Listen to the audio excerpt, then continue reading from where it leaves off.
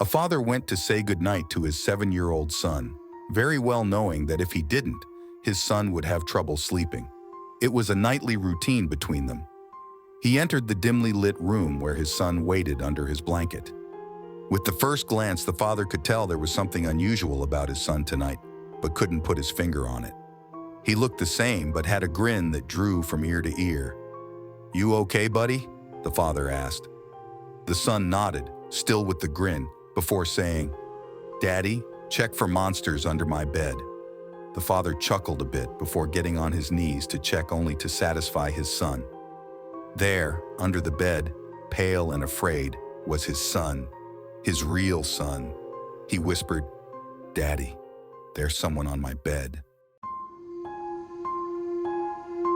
A hiker decided to go on a hike by himself, something he was not very used to. The whole day was normal. Trees and bushes engulfed his surroundings. He enjoyed being outdoors in the mountains. Nothing seemed strange to him. That was until he was making his way back to his car. He figured an 8-hour hike was good enough. The sky was already getting dark and he needed to get back, fast. What was odd was how much he didn't recognize the trail back. He began to panic. Night had already taken over and all he had was a flashlight and no clue on how to get back. He knew it was already too late and too dangerous to keep going through the perilous forest. He began to worry that he would have no shelter for the night when, almost luckily enough, he stumbled across a broken-down cabin. It was dark and seemed like no one had visited it in years, but he knew it was the only place where he could rest until daylight, especially since his flashlight was running out of battery.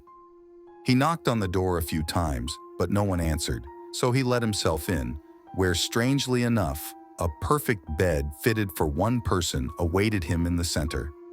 He knew that if the owner came back, he could explain himself. He was sure that the owner wouldn't mind, or was even probably dead. So he went ahead and got himself comfortable in bed. As he tried to sleep, he couldn't ignore the collection of paintings around the room. Portraits of strange-looking people all peering at him, each wearing a smile that sent chills up his spine.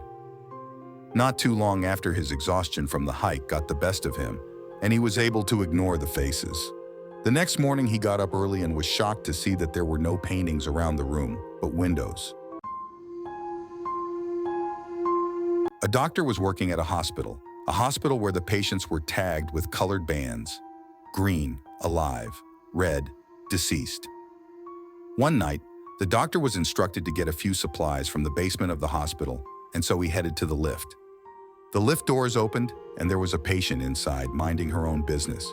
Patients were allowed to roam around the hospital to stretch, especially those who have stayed long. The rule was to be back in their rooms before 10. The doctor smiled at the patient before pressing the number for the basement. He found it unusual that the woman didn't have a button already pressed. He wondered if she was heading to the basement too. The lift finally reached the floor where the doors opened. In the distance, a man was limping towards the elevator, and in a panic, the doctor slammed the elevator button to close. It finally did, and the lift began to ascend back up, the doctor's heart pounding. "Why did you do that? He was trying to use the lift," the woman stated, annoyed. "Did you see his wrist?" the doctor asked. "It was red. He died last night. I would know because I did his surgery." The woman lifted her wrist. He saw red. She smiled. "Like this one."